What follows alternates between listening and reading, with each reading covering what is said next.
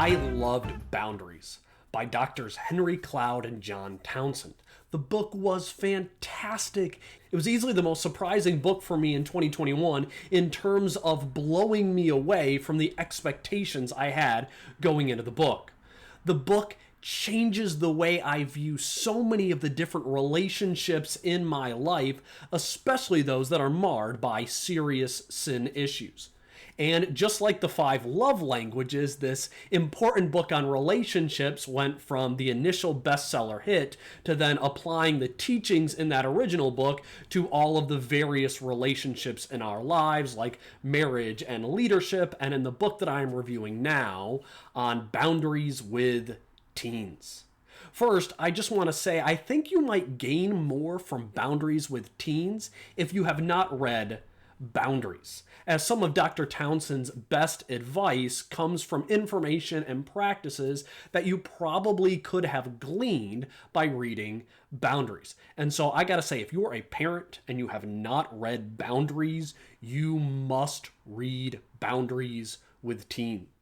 At the time of making this review, my kids are 13, 11, 9, and 7. And I am so thankful that I'm going to avoid many natural problems that I would have developed because of my parenting style as a result of reading this book and corrections that I have already made. Now, I gotta say, Boundaries with Teens is still helpful, even if you have read Boundaries, but maybe not quite the must-read for those that have never read or learned the principles in the book Boundaries. I love Townsend's emphasis on separating from your children during the teen years.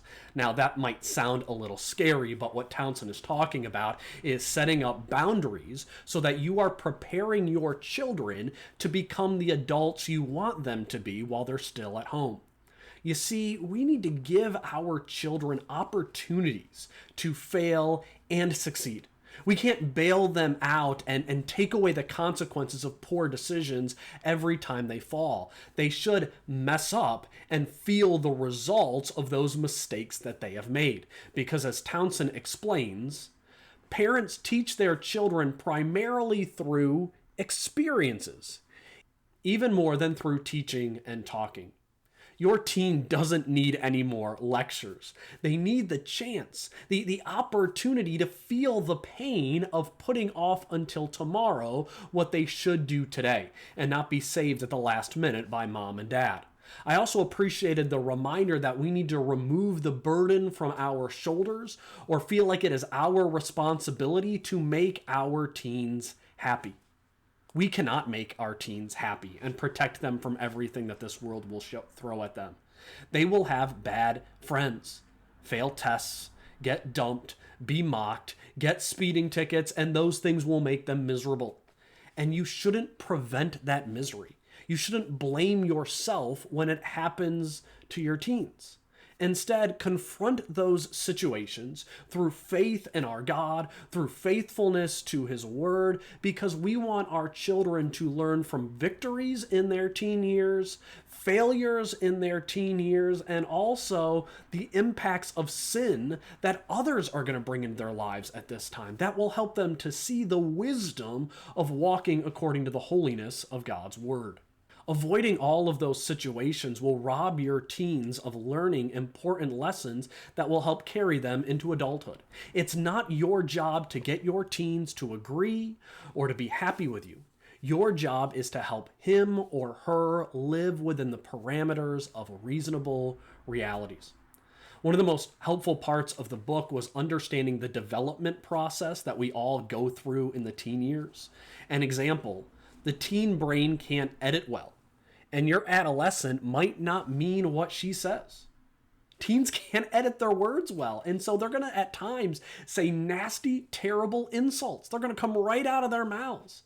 And teens also can't process long-term planning yet, so they're going to threaten their future for what they want to have right now. And you know what? You can't change any of that. Instead, you need to be understanding, you need to be helpful and encouraging to them in these years to help them navigate this time and allow them to learn from the principles of sowing and reaping, where they will sow and reap blessings if they live toward godly behavior, and they will reap judgment if they follow an ungodly behavior. So there's a lot of wonderful stuff in this book. It is really good, but I have one huge negative. This book, Teens with Boundaries, is in desperate need of a revision or an update. The book was written in 2009, and it is shocking how much the world has changed from 2009 to 2021, especially for teens. They need to update the chapters on technology, the internet, cell phones, and sex. There's a section in here about teens talking too long on the phone at night. And that's almost entirely a practice of the past. That's been replaced entirely with texting, Instagram, and more apps and social media stuff that I don't understand. He talked about sex among teens when the number of teens engaging in sex has dropped from all-time highs at the beginning of the 21st century to maybe today, where some estimate that teens may be having less sex now than any point in all of human history. This has brought on some disturbing new trends, like the transgender movement and the use of destructive hormone treatments. None of that is in the book since it didn't even exist in 2009, but it should be included on any book about raising teens today. I gotta say, overall, I found this book to be very helpful. One of the reasons I want it to be updated or revised was because of how helpful the information is that's there.